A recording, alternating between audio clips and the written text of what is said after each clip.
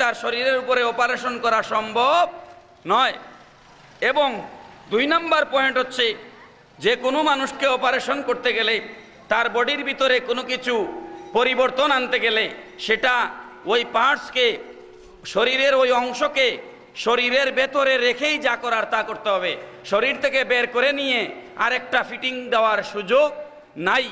আল্লাহ রাব্বুল আলামিন তার পেয়ারা মাহবুবকে শরহে সুদূর করেছেন। কিভাবে করেছেন? নবীর যে ওপেন হার্ট সার্জারি হয়েছে, বক্ষ মুবারক বিদীর্ণ করা হয়েছে আল্লাহর রসুলের, এটা কিন্তু দুনিয়ার কোনো মানুষ বয়ান দেয় নাই, নবীজি নিজেই বয়ান দিয়েছেন। চিৎকার দিয়ে বলুন সুবহানাল্লাহ। একজন রুগীকে যদি সার্জারি করা হয়, অপারেশন করা হয়, রুগী সুস্থ হয়ে ওঠার পরে তাকে যদি জিজ্ঞেস করা হয় তোমার অপারেশনটা কীরকম হয়েছিল, রুগী কিছু বলতে পারবে? কারণ রুগী দেখে নাই। কিন্তু আল্লাহর রসুল নিজেই নিজের শরহে সুদূরের বয়ান দিচ্ছেন। আমাকে জিবরাইল আসলেন, আমার বুক মোবারক ফাড়লেন, কলব মোবারক বের করলেন, জমজমের পানির সাথে মিক্সার দিলেন, আবার কলব মোবারক যথাস্থানে ফিট করে দিলেন। আল্লাহর রসুল নিজেই নিজের শরহে সুদূরের বয়ান দিচ্ছেন। এর অর্থ হচ্ছে নবীজির শরীর মোবারক থেকে কলব মোবারক বের করে আলাদা করে স্বর্ণের থালের মধ্যে জমজমের পানির মধ্যে মিক্সচার দেওয়া হচ্ছে। নবীজির বডি মোবারক এক জায়গায়, কলব মোবারক আরেক জায়গায়। এরপরেও আল্লাহ রসুলের শরীর মোবারক কলব মোবারকের অবস্থাকে পর্যবেক্ষণ করছে, আর কলব মোবারক শরীর মোবারকের অবস্থাকে পর্যবেক্ষণ করছে। অর্থাৎ নবীজি বেঁচে থাকার জন্য, হায়াতুন নবী হওয়ার জন্য, জিন্দা নবী হওয়ার জন্য নবীর কলব মোবারক, রুহ মোবারক শরীরে থাকার শর্ত নাই। নবীজির বডি মোবারক আলাদা জিন্দা, নবীজির কলব মোবারক আলাদা জিন্দা। চিৎকার দেবন সুবহানাল্লাহ। কথা কি পরিষ্কার হয়েছে? নবীজির বডি মোবারক আলাদা জিন্দা, কলব মোবারক আলাদা জিন্দা। সময় কম, একটা উদাহরণ দিব, বেশি দিব না।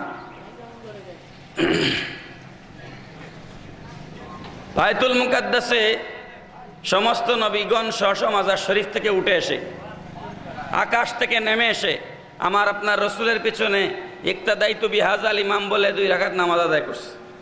ঠিক না বেঠিক? 2 রাকাত নামাজে সেজদা কয়টা? জোরে আওয়াজ দেন, কয়টা?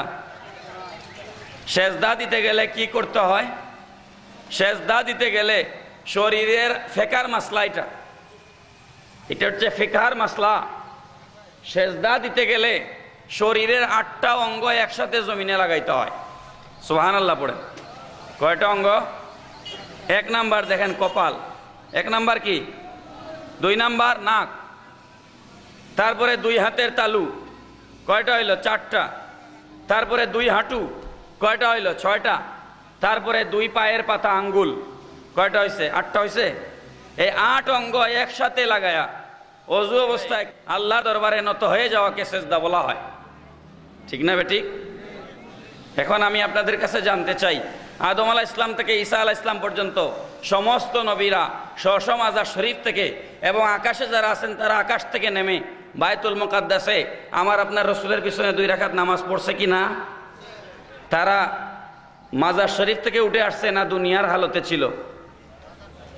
তাহলে উঠে এসে তারা আল্লাহর রসুলের পেছনে 2 রাকাত নামাজে 4টে সেজদা দিছেননি?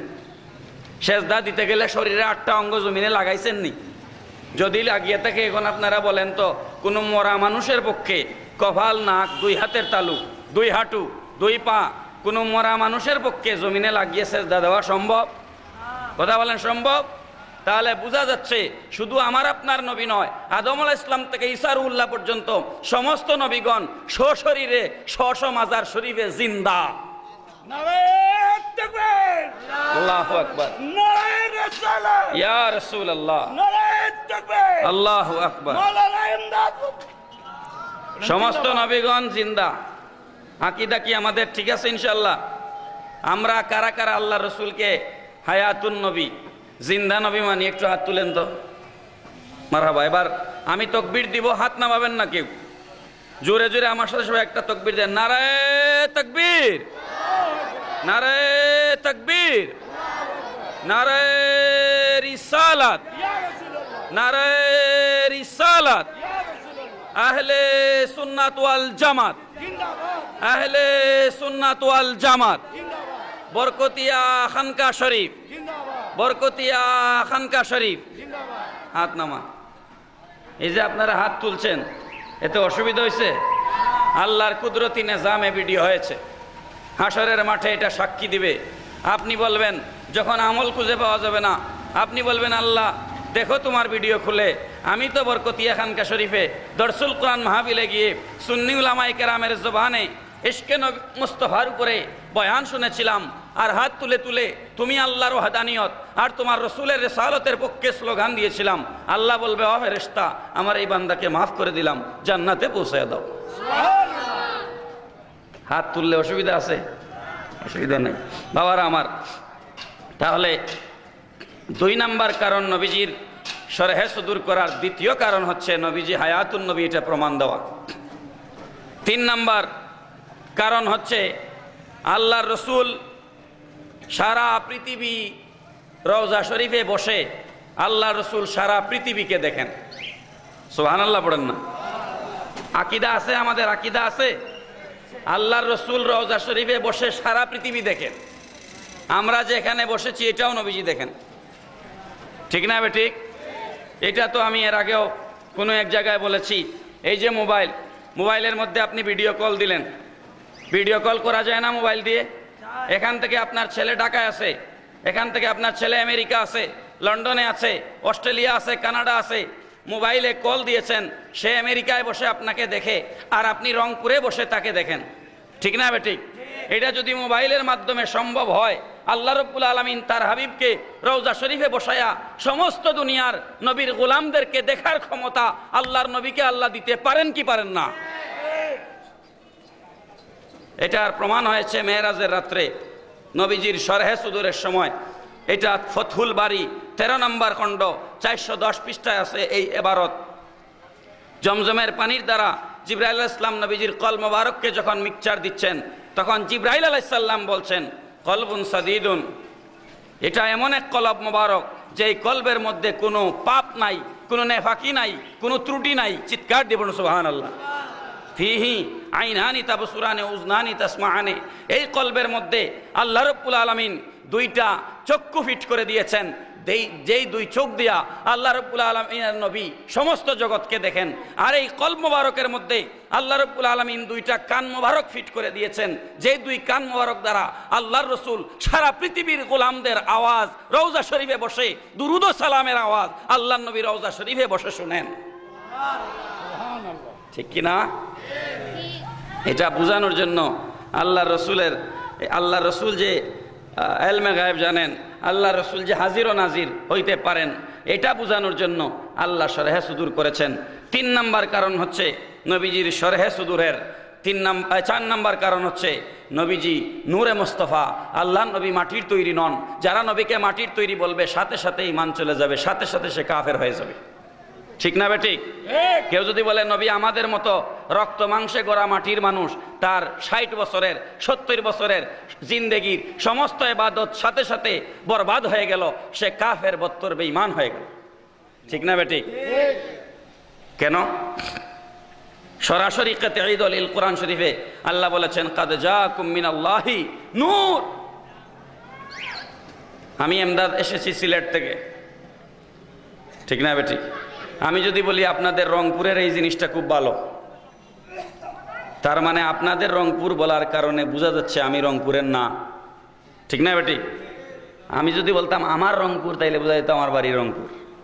আমি যদি বলি আপনাদের রংপুর, আল্লাহর নবী বলেন, ইন্নী উহিব্বু সালাসাতা মিন দুনিয়াকুম, আমি রাসূল তোমাদের দুনিয়ার 3টা জিনিস পছন্দ করি। সুবহানাল্লাহ পড়ুন। নবী তোমাদের দুনিয়া কেন বললেন? এটা কি নবীর দুনিয়া না? নবী বলছেন আমি তোমাদের দুনিয়ার 3টা জিনিস পছন্দ করি। এই হাদিসের ইবারত দ্বারা বোঝা যাচ্ছে প্রকৃত অর্থে নবী এই দুনিয়ার না, অন্য কোথার থেকে এসেছেন। সুবহানাল্লাহ পড়েন। আমি সিলেট থেকে আসলে সিলেটি, ঢাকা থেকে আসলে ঢাকায়া, ইন্ডিয়া ভারতের হলে ইন্ডিয়ান, পাকিস্তানের হলে পাকিস্তানি, আমেরিকার হলে আমেরিকান, রাশিয়ার হলে রুশ, ঠিক না বেঠিক? বাংলাদেশের হলে বাংলাদেশি বা বাঙালি, যাই বলেন না কেন, কিন্তু আমার রসুল ইন্ডিয়ান নন, আমার রসুল পাকিস্তানি নন, আমার রসুল আরবিয়ান নন, আমার রসুল আজমি নন, আমার রসুল আমেরিকান নন, আমার রসুল কোনো দেশ জাতির নন, আমার রসুল হচ্ছেন, আল্লাহ বলছেন মিনাল্লাহি নূরুন, আমি আল্লাহর পক্ষ থেকে নূর হয়ে আমার রসুল জমিনে এসেছেন। আমার রসুল কোনো দুনিয়ার রসুল নন, আমার রসুল আমি আল্লাহর রসুল। সুবহানাল্লাহ পড়েন। নবী কি নূর না মাটি? জোরে বলেন, নূর না মাটি? কেউ যদি মাটি বলে সাথে সাথে বেঈমান কাফের, সাথে সাথে ইমান চলে যাবে, আর নামাজ রোজা দিয়া কোনো লাভ হবে না। যেই ইমাম মসজিদে দাঁড়ায় নবীকে মাটি বলবে, তার পিছনে নামাজ আদায় করলে নামাজ আদায় হবে না। যে ইমামের আকীদা রসুল আমাদের মতো মানুষ, যে ইমামের আকীদা রসুল মাটির মানুষ, তার পিছনে নামাজ পড়িয়া কপাল বাংলেও লাভ নাই, বুঝছেন? ওই ইমামের পিছনে নামাজ আদায় হবে না। আমি বানায়া কথা বলছি না, কোরআন শরীফে দলিল আছে। দলিল না দিলে তো বলবেন তাইলে বললেন কেন? দলিল দেওয়া জরুরি, সংক্ষেপে দিচ্ছি, পুরা ঘটনা বলার সুযোগ নাই। আল্লাহর রসুল যখন মক্কা থেকে হিজরত করে মদিনায় মুনাওয়ারায় গেলেন, নবীজি একটা মসজিদ বানাইলেন সর্বপ্রথম, যেই মসজিদের নাম কুবা। কি মসজিদ? মসজিদে কুবা। আগে যে বলেছিলাম মুনাফিকদের সর্দার আব্দুল্লাহ ইবনে উবাই ইবনে সলুল, মনে আছে তো? তারই শিষ্য, তারই অনুসারী, তার নাম হচ্ছে আবু আমের রাহেব। আবু আমের রাহেব সে কুবা মসজিদের পাশেই আরেকটা মসজিদ বানাইল। জোরে বলেন না নাউজুবিল্লাহ। নবী মসজিদ বানাইছেন, তার পছন্দ হয় নাই, সে পাশে আরেকটা মসজিদ বানাইছে। তার মসজিদ বানানোর উদ্দেশ্য নামাজ পড়া নয়, তার মসজিদ বানানোর উদ্দেশ্য মসজিদে বসে আল্লাহ রসুলের বিরুদ্ধে মিটিং করা, আর ওই মসজিদে নিয়ে আল্লাহ রসুলকে মেরে ফেলা। পড়ুন নাউজুবিল্লাহ মিন যালিক। আমি বানায়া ওয়াজ করছি না, কোরআন শরীফ থেকে দলিল দিচ্ছে। সূরা তওবা 7 নম্বর এবং 8 নম্বর আয়াত খুলে দেখবেন, তফসিরে কানজুল ইমান খুলবেন, আলা হযরতের তফসির পড়বেন। কানজুল ইমান খুলুন, সূরা তওবা 7 এবং 8 নম্বর আয়াতের তফসির দেখেন। তারা মসজিদ বানিয়ে আল্লাহ রসুলের দরবারে এসে জুরহাত করে নবীজির সামনে খাড়াইছে, দাঁড়ায়া অতিভক্তি সুরের লক্ষণ, ঠিক না বেটি? দাঁড়ায়া বলে, ইয়া রাসূলুল্লাহ সাল্লাল্লাহু আলাইহি ওয়াসাল্লাম, আমরা একটা মসজিদ বানিয়েছি, আমাদের বড় আশা যে আপনি গিয়ে আমাদের মসজিদটা উদ্বোধন করে দিবেন। তো নবী মসজিদ উদ্বোধন করে দিবেন, এটা তো ভালো কথা। প্রস্তাব ভালো না খারাপ? বরকতিয়ার পিসা হুজুরের কাছে আসে যদি বলে, বরকতিয়ার পিসা হুজুর, আমরা একটা মসজিদ বানাইছি, আপনি গিয়া মসজিদটা উদ্বোধন করে দিবেন, 2 রাকাত নামাজের ইমামতি করবেন আর দোয়া করে দিয়ে আসবেন, প্রস্তাবটা ভালো না খারাপ? জোরে বলে। মুনাফিকরা ভালো প্রস্তাব নিয়ে আসছে তো। আল্লাহর রসুল বললেন, আমি তোমাদেরকে পরে জানাবো। সুবহানাল্লাহ বলেন। নবীজি বললেন না আমি যাব নাও বললেন না, কারণ আল্লাহ বলেছেন মা ইয়ানতিকু আনিল হাওয়া, আমার রসুল নিজের মন গড়া কোনো কথা বলেন না। ইন হুয়া ইল্লা ওয়াহিয়ুন ইউহা, আমি আমার রসুলের উপরে যা ওহী নাজিল করি সেই ওহীর বাইরে আমার রসুল আর কোনো কথা বলেন না। নবীজি ওহীর অপেক্ষা করছেন, আল্লাহ কি বলেন। এখন আপনাদের কাছে আবার জানতে চাই, প্রস্তাবটা ভালো না খারাপ? তো নবীজি পরে জানাবো বললেন কেন? ভালো প্রস্তাব আবার পরে জানানোর দরকার কি? সাথে সাথেই তো বলে দেওয়া উচিত ছিল, হ্যাঁ আমি যাব, তারিখ একটা দিয়ে দেওয়া দরকার ছিল, ঠিক না বেঠিক? কিন্তু নবীজি যাবেনও বললেন না, যাবেন নাও বললেন না, তার মানে সামথিং রং, কোনো ঘটনা আছে, ঠিক না বেঠিক?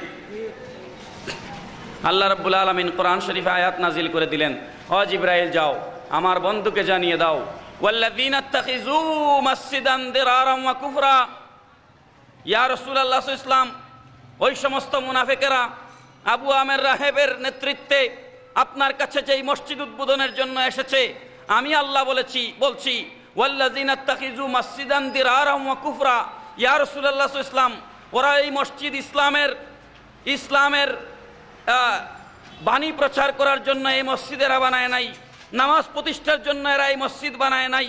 আমি আল্লাহ বলছি দিরারাম ওয়া কুফরা, ইসলামের ক্ষতি করার জন্য এবং কুফরি করার জন্য এরা এই মসজিদ বানিয়েছে। চিৎকার দিয়ে বলুন নাউজুবিল্লাহ। কে দিচ্ছেন ফতোয়া? আমি দিচ্ছি না, কোনো মুফাসসির দিচ্ছেন না, আল্লাহ বলছেন ওয়াল্লাযীনা ইত্তাখিযু মাসজিদান দিরারা ওয়া কুফরা ওয়া তাফরীকাম বাইনাল মুমিনিন, আর এরা এই মসজিদ বানিয়েছে মুমিনদের মাঝে বিভেদ সৃষ্টি করার জন্য। কি করার জন্য? মুমিনদের মাঝে বিভেদ সৃষ্টি করার জন্য। ওয়া ইরসাদাল লিমান হারাবাল্লাহু ওয়া রাসূলুহু মিন ক্বাবল, আর এরা তো আগের থেকেই এদের অন্তরে আল্লাহ এবং আল্লাহর রাসূলের ব্যাপারে বিদ্বেষ পোষণ করে। ওয়ালা ইয়াহলিফুন্না ইন আরাদনা ইল্লাল হুসনা, আর আপনি নবীর সামনে যখন এরা আসে কসম খেয়ে তারা বলে ইয়া রাসূলুল্লাহ, আমরা তো ইসলামের আপনার মঙ্গল ছাড়া ভালো ছাড়া আমরা তো আপনার কোনো মন্দ কামনা করি না। আল্লাহ বলেন আল্লাহু ইয়াশহাদু, আমি আল্লাহ সাক্ষী দিচ্ছি, ইন্নাহুম লাকাযিবুন, যেই সমস্ত মুনাফিকরা মসজিদ উদ্বোধনের জন্য আপনার কাছে এসেছে আমি আল্লাহ সাক্ষী দিচ্ছি এরা মিথ্যাবাদী। সুবহানাল্লাহ পড়েন না? এরা কি মিথ্যাবাদী? এরা মসজিদ বানাইছে, মসজিদের ভিতরে একটা গর্ত করছে। আপনারা রংপুরে কি বলেন, সিলেটে বলে কুয়া, পানির কূপ।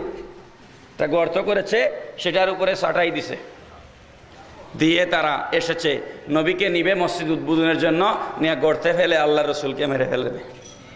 জোরে বলুন না নাউজুবিল্লাহ। বেয়াদব আমাদের দেশে মসজিদে ইমাম আছে না নাই? কথা বলেন না, আছে না নাই? আমি এখন আপনাদেরকে দেখাতে পারবো, টাইম নাই। আপনারা দেখে নিয়েন, ইউটিউবে টেলিভিশন চ্যানেলে বক্তব্য দেয়, তার নাম হচ্ছে কাজী ইব্রাহিম। সে বলেছে কোরআন শরীফে টাইয়ের কথা আছে। আজকে সুন্নি মাহফিল, দরসুল কোরআন মাহফিল, কোরআনের সুন্নি তাফসির কেন দরকার? ওরা কিভাবে মানুষকে বেঈমান বানাচ্ছে? বলে কোরআন শরীফে টাইয়ের কথা আছে। জোরে বলবেন না নাউজুবিল্লাহ। কোরআন শরীফে টাইয়ের কথা আছে। আপনাদের কি মনে হয় টাই মুসলমানের পোশাক নাকি ইহুদি খ্রিস্টানদের পোশাক? তো যেই পোশাক ইহুদি খ্রিস্টানদের, সেটার কথা কোরআনে থাকতে পারে? মুখের জোরে বললে হবে না, দলিল লাগবে। সে দলিল দিয়েছে কোরআন শরীফ থেকে। ইয়াওমা নাতউইস সামাআ কাতাইয়িস সিজিল্লিল কুতুব, সূরা আম্বিয়া। আল্লাহ বলেছেন ওই দিন, অর্থাৎ কিয়ামতের বর্ণনা দিচ্ছেন আল্লাহ, ওই দিন আমি আকাশকে এমনভাবে ঘুটিয়ে নিব যেইভাবে কিতাবের পৃষ্ঠাকে বাস করা হয়। কিতাবের পৃষ্ঠাকে যেভাবে বাস করা হয়, আমি ওই দিন আকাশগুলোকে ওইভাবে গুটিয়ে নিব, বাজ করে নিব। এই বাজ যে আল্লাহ বলেছেন কাতাইয়িস সিজিল্লিল কুতুব, এই কাতাইয়িন থেকে কাজী ইব্রাহিম বলছে এই কাতাইয়িনটাই হচ্ছে টাই। জোরে বলবেন না নাউজুবিল্লাহ। কাতাইয়িনটা কি? টাই। কাতাইয়িনকে সে বলতেছে কি? কথা না বুঝলে তো ওয়াজ করে লাভ নাই। কাতাইয়িনকে কি বলছে? টাই। সে বলতেছে আল্লাহ কাতাই বলেছেন, ওটা বাংলা ভাষায় পারভার্টেড হয়ে টাই হয়ে এসেছে, ইংরেজিতে টাই হয়ে এসেছে। আসলে মূল শব্দ আরবি তয়, তয় থেকে এসেছে টাই। এখন আমি আপনাদের কাছে বিনীতভাবে জানতে চাই, দেখেন তো আল্লাহ বলছেন কিয়ামতের দিন আমি আকাশকে কিতাবের পৃষ্ঠার মতো বাস করব। তো বাস করে গলায় ঝুলাবো আল্লাহ বলছে? কথা বলেন না কেন? গলায় ঝুলানোর কথা তো আল্লাহ বলেন নাই। আল্লাহ বলছে বাস করব। এখন তুমি যেহেতু গলায় ঝুলাইছো এটাকে টাই মনে করিয়া, তো কোরআন শরীফে তো জুতার কথাও আছে। মুসা আলাইহিস সালাম তুর পাহাড়ে যায় আল্লাহর সাথে কথা বলতে। আল্লাহ বলে ফাখলা আনা আলাইকা ইয়া মুসা, ও মুসা তোমার পায়ের জুতা খুলো। সুবহানাল্লাহ পড়েন। তো কোরআন শরীফে জুতার কথা পাইলাম কি পাইলাম না? তো ভাই টাই যদি টাই হয়, তো আল্লাহ তো ডাইরেক্ট কোরআন শরীফে জুতার কথা বলছে, তো তুমি জুতাও তো গলায় ঝুলাইতে পারো। কথা বলেন ঠিক না ঠিক? জুতা গলায় ঝুলাইতে পারে না? বস্তার কথা কোরআন শরীফে আছে, বস্তা, বাস্তাতান ফিল ইলমি ওয়াল জিসমে। তো তাই যদি টাই হয়, বাস্তাতানকে বস্তা বললে অসুবিধা কি? তো তুমি একটা বস্তাও গলায় ঝুলাইতে পারো। জারুর কথা হাদিস শরীফে আছে, যা জিম আলিফ জবর যা রা দুই পেশ রুন, জারুন মানে প্রতিবেশী। জারুন মানে কি? প্রতিবেশী। তো তাই যদি টাই হয়, তো জারুনকে জারু বললে অসুবিধা কি? তো তুমি একটা জারুও তো গলায় ঝুলাইতে পারো, ঠিক না বেটি? এরা ইমান চুর। এরা কি? ইমান চুর, বেঈমান। এই কি বলে জাকির নায়েকের অনুসারী এরা। এই সে বলতেছে যে জাকির নায়েকের টাইকে নাজায়েজ বলা যাবে না, টাইয়ের কথা কোরআন শরীফে আছে। আল্লাহ রসুলের পাগড়ি মোবারককে অবজ্ঞা করে সে বলেছে, জাকির নায়েক তো সামনের দিকে লেজ ঝুলায়, আর তোমরা তো পাগড়ি পরে পেছনের দিকে লেজ ঝুলাও। জোরে বলেন নাউজুবিল্লাহ। আওয়াজ দিয়ে পড়বেন না নাউজুবিল্লাহ। এদের ঈমান আছে? কথা বলেন, এদের ঈমান আছে? আর এক ইবলিস, তার নাম আব্দুর রাজ্জাক বিন ইউসুফ, সে বলেছে খাজা বাবার কবর, শাহজালাল বাবার কবর, গুলাব শাহর কবর, এগুলা সব লাথি দিয়ে ভেঙে দিতে হবে। আওয়াজ দিয়ে পড়বেন না নাউজুবিল্লাহ। চিৎকার দিয়ে পিছনের বাবারা একটু বলেন না নাউজুবিল্লাহ। এরা ঈমান চোর। এরা কি চোর? ধন দৌলত চুরি হলে ফেরত পাওয়া যাবে, আবার বানানো যাবে, কিন্তু ঈমান চুরি হলে আর ঈমান ফেরত পাওয়া যাবে না। এই কারণে ওলি আল্লাহদের সংস্পর্শে এসে, আউলিয়ায়ে কেরামের কাছে এসে ঈমানকে তাজা রাখতে হবে। ঠিক না বেঠিক? আমার কথা আমি সামনের দিকে আর নিচ্ছি না। আল্লাহর নবীজির শরহে সুদূর হয়েছে। মেরাজে যাওয়ার আগ মুহূর্তে জিবরাইল আলাইহিস সালাম বলছেন, তাফসীরে রুহুল বয়ান ৫ম খণ্ড পৃষ্ঠা নাম্বার ১০৬, জিবরাইল আলাইহিস সালাম বলছেন, ফালাম ইয়াকুনি শাকু বিআলাতিন ওয়ালাম ইয়াসিলিদ দাম। আল্লাহর রসুলের বক্ষ মুবারক যখন বিদীর্ণ করা হয়েছে, শরহে সুদূর করা হয়েছে, কোনো অস্ত্র প্রয়োগ করা হয় নাই, এবং নবীজির শরীর মোবারক থেকে এক ফোঁটা রক্তও প্রবাহিত হয় নাই। জোরে বলুন না সুবহানাল্লাহ। এখন তারা বাতিলেরা, ওয়াহাবিরা, তারা প্রশ্ন করবে, তো এমদাদ সাহেব, তো উহুদের ময়দানে আল্লাহ রসুলের দান মোবারক শহীদ হয়ে সেখান থেকে রক্ত ঝরেছিল কেন? নবী যদি আমাদের মতো রক্ত মাংসে গড়া মানুষ না হন? প্রশ্ন করবে কিনা যে উহুদের ময়দানে দান মুবারক শহীদ হয়ে রক্ত মুবারক ঝরেছিল কেন? জবাব আছে না নাই? হ্যাঁ, জোরে বলেন, জবাব আছে কি নাই? আমি সংক্ষেপে জবাব দিচ্ছি, হাতে সময় নাই। ক্লাস 4-5 বইতে আছে, পানির 3টা সুরত আছে, কঠিন, তরল, বায়বীয়। আছে কি নাই? কঠিন, তরল, বায়বীয়। পানি যখন বরফের আকার ধারণ করে তখন সেটাকে কঠিন বলা হয়। পানি যখন পান করি, গোসল করি, কাপড় ধুই, তখন সেটা হচ্ছে তরল। পানি যখন বাষ্পের আকারে মেঘ হয়ে আকাশে ঘুরে বেড়ায় তখন সেটাকে আমরা বলি বায়বীয়। ঠিক না বেঠিক? এখন আমি আপনাদের কাছে জানতে চাই, পানির যে কঠিন রূপ বরফ, পানি শক্ত হয়ে বরফ হলো, এটা কে বানাইলো? কেউ বলেন না? সমুদ্রের মাঝখানে বরফ নাই? আপনি ফ্রিজে রাখিয়া বরফ বানাইতে পারবেন, কিন্তু সমুদ্রের মাঝখানে আপনার চট্টগ্রাম হিলটেক্সের, পার্বত্য চট্টগ্রামের পাহাড়ের চাইতেও আরো বড় বড় বরফের পাহাড় আছে সমুদ্রের মাঝখানে। আছে কি নাই? টাইটানিক জাহাজ বানিয়ে ওরা চ্যালেঞ্জ দিয়ে জাহাজকে সমুদ্রে ছাড়লো, এই জাহাজ কোনোদিন ধ্বংস হবে না। আর সেই জাহাজের যাত্রী হলো সমস্ত এলিটেরা, সমস্ত জ্ঞানীগুণীরা, রিটায়ার্ড আর্মি পার্সোনেল, এরা হলো টাইটানিক জাহাজের যাত্রী। তারপরে ব্যুরোক্রেটরা হলো টাইটানিক জাহাজের যাত্রী। আল্লাহ রাব্বুল আলামিন বলে, আমার শক্তির সাথে তুমি চ্যালেঞ্জ ছুড়ে দিয়ে জাহাজকে সমুদ্রে ছেড়ে দিয়েছ, আসো আমি সামনের দিকে দেখাচ্ছি মজা। টাইটানিক জাহাজ যখন সামনের দিকে আগালো, নেভিগেটর টের পেল না জাহাজের সামনে আল্লাহ রাব্বুল আলামিন বিশাল বড় একটা বরফের পাহাড় বাসিয়ে দিলেন। সেই বরফের পাহাড়ের সাথে লোহার তৈরি জাহাজ ধাক্কা লেগে টাইটানিক জাহাজ ভেঙ্গে চুরমার হয়ে গেল। ঠিক না বেঠিক? নাকি আমার বানানো কথা? তাহলে বোঝা গেল বরফ মাঝে মাঝে লোহার থেকেও শক্তিশালী হয়ে যায়। না হলে বরফ কিভাবে লোহার জাহাজকে ভেঙ্গে দেয়? এখন বলেন, কে ভাঙছে? ভেঙ্গেছেন কে? আওয়াজ দিয়ে বলেন, ভেঙ্গেছেন কে? তো যেই আল্লাহ পানিকে বরফে রূপান্তরিত করে বরফ দিয়ে লোহার তৈরি জাহাজকে ভেঙ্গে চুরমার করে দিতে পারে, সেই আল্লাহ রাব্বুল আলামিন নূরের নবীকে নূরানি সুরত থেকে স্থানান্তরিত করে বাশারি সুরত দিয়ে, মানুষের আকৃতি দিয়ে আল্লাহর রসুলের শরীর মোবারক থেকে উহুদের ময়দানে রক্ত জড়ানোর ক্ষমতা আমার আল্লাহর আছে না নাই? এই জন্য কি নবী আমাদের মতো মানুষ যে বলবে সাথে সাথে কাফের হয়ে যাবে? ঠিক না বেঠিক? সেগুলা এক একটা বিশাল। আমাকে যদি নবী আমাদের মতো মানুষ না, এটার উপরে বয়ান করতে দেন 5 ঘন্টা লাগবে। খালি কোরআন শরীফ থেকে আয়াত দিব, কোনো হাদিসে যাওয়া লাগবে না, বুঝছেন? তো যাই হোক, সেদিকে আর যাচ্ছি না। এবার আল্লাহর রসুল ফিলিস্তিনের মসজিদে আকসায় 2 রাকাত নামাজ আদায় করে উপরের দিকে রওনা দিলেন। আমার টোটাল মেরাজের বিষয়ে আলোচনা করার এখানে সুযোগ নাই। প্রথম আকাশ, দ্বিতীয় আকাশ, তৃতীয় আকাশ, এইভাবে আল্লাহর রসুল প্রথম আসমানে গিয়ে আদম আলাইহিস সালামের সাথে সালাম বিনিময় হলো। দ্বিতীয় আকাশ দেখেন নবিরাজে হাজির নাজির কেমনে হয়। এইমাত্র মুসা আলাইহিস সালাম ফিলিস্তিনের মসজিদে আকসায় নামাজ পড়ছে, আবার গিয়া প্রথম আকাশে আদম আলাইহিস সালামের সাথে আল্লাহ নবীর দেখা হচ্ছে। সুবহানাল্লাহ পড়েন না? নবীরা হাজির নাজির না হলে এটা সম্ভব?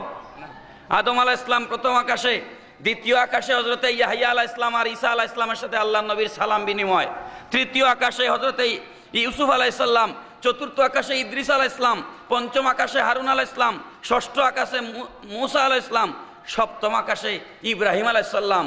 এই নবীগণের সাথে আল্লাহ নবী সালাম বিনিময় করে তারপরে সিদরাতুল মুনতাহায় যখন চলে গেলেন। সিদরাতুন মানে একটা গাছ, বৃক্ষ, মুনতাহা মানে সীমান্ত। আপনাদের এদিকে লালমনিরহাট, তারপরে পঞ্চগড়, কুড়িগ্রাম, এগুলাতে বর্ডার আছে না ইন্ডিয়ার সাথে?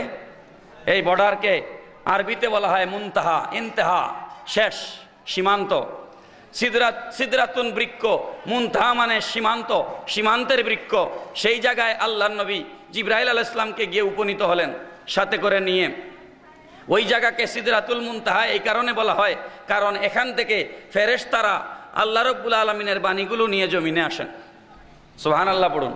আর জমিন থেকে বান্দার আমলনামা রেকর্ড করে ফেরেশতারা সিদরাতুল মুনতাহা পর্যন্ত গিয়ে আল্লাহর দরবারে রেকর্ড পেশ করে।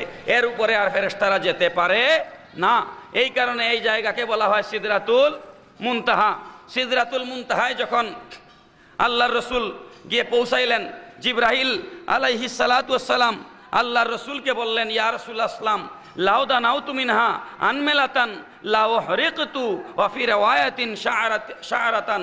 ইয়া রাসূলুল্লাহ সাল্লাম, আমি জিবরাইল আপনার কদমে কুরবান হই। নবী গো, যেই জায়গায় এসে উপনীত হয়েছি এরপরে এক চুল পরিমাণ যদি আমি সামনের দিকে অগ্রসর হই, আমি জিবরাইল জলে পুরে সারখার হয়ে যাব, আমার একটা পশমও থাকবে না। জোরে বলেন না সুবহানাল্লাহ। আপনারা বলেন তো ফেরেশতারা কিসের তৈরি? জোরে বলেন, আওয়াজ দিয়ে বলেন না। ফেরেশতারা কিসের তৈরি? গেছেন কোথায়? নূরের জগতে। তো নূরের তৈরি নূরের জগতে যাইতে পারে না কেন? তার মানে বোঝা গেল নূরে নূরে বেশ কম আছে, নূরে নূরে ব্যবধান আছে। সব নূর এক সমান না। এটার আলো আর ওইটার আলো কি এক সমান? এক সমান না। জিবরাইল আলাইহিস সালাম বলছে, ইয়া রাসূলুল্লাহ, আর এক চুল পরিমাণ আমার অগ্রসর হওয়ার সুযোগ নাই। বুরাক শেষ, জিবরাইল শেষ, রফরফে সোয়ার হয়ে আল্লাহর রসুল এবার আরশে আজিমে, আল্লাহর আরশে আজিম পার হয়ে লামাকানে যখন দিদারে লাহিতে যাচ্ছেন, একদম আল্লাহর নিকটবর্তী হয়ে গেলেন। খুব তরিকতের কথা, খুব সূক্ষ্ম কথা খেয়াল করতে হবে। কেউ নাই, এমন এক জগৎ, লামাকান, লা মানে নাই, মাকান মানে স্থান, তো লামাকান মানে কোনো স্থান নাই। আল্লাহ লামাকান, যেটা কোনো স্থান নাই, এমন জায়গায় গিয়ে নূরে মুহাম্মদী পৌঁছে গেলেন। সুবহানাল্লাহ বলুন। এবার দুনিয়ার কোনো মানুষ নাই, ফেরেশতা নাই, আকাশ নাই, জমিন নাই, গাছ নাই, বৃক্ষ নাই, তরুলতা নাই, ফল ফলাদি নাই, কিছু নাই, একেবারে একা আল্লাহর রসুল। একটু আল্লাহর রসুলের মধ্যে একটু ভয় আসলো, একা একা নবীজির মধ্যে একটু ভীতি সঞ্চার হলো। হজরতে আল্লাহ রাব্বুল আলামিনের তো আমাদের মতো জবান নাই, আমাদের মতো হাত নাই। এই সালাফি ওয়াহাবি সালাফিগুলা, আহলে হাদিস, এই খবিসগুলা বলে আল্লাহ আর রহমান আলাল আরশে ইস্তাওয়া, আল্লাহ নাকি আরশে আজিমের উপরে চেয়ারে বসে আছে। জোরে বলুন নাউজুবিল্লাহ, জোরে বলেন না নাউজুবিল্লাহ। আল্লাহর হাত নাই, পা নাই, নাক নাই, কান নাই, চোখ নাই, মুখ নাই। আল্লাহর উপর নাই, নিচ নাই, ডান নাই, বাম নাই, সামন নাই, পেছন নাই। আল্লাহ সমস্ত আকার আকৃতি থেকে মুক্ত। সুবহানাল্লাহ পড়ুন। এখন আল্লাহ নবীর সাথে কথা বলবেন, আল্লাহর রসুল আল্লাহর নিকটবর্তী হয়েছেন।